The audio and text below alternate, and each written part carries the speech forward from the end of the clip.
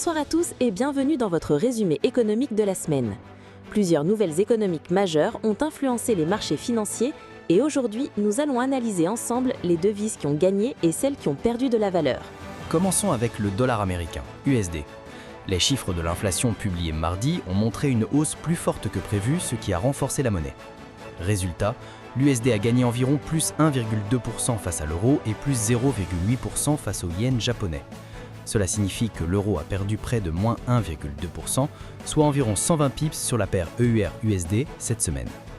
De son côté, la livre sterling, GBP, a souffert des données décevantes sur la croissance britannique. Elle a perdu près de moins 0,9% face au dollar, soit environ 90 pips.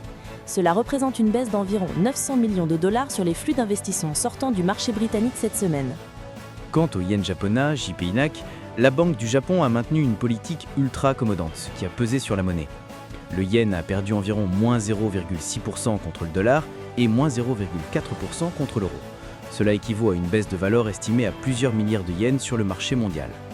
En revanche, le dollar canadien, CAD, a bénéficié de la hausse des prix du pétrole brut. Le CAD a progressé d'environ plus 0,7% contre le dollar américain, soit un gain d'environ 70 pips.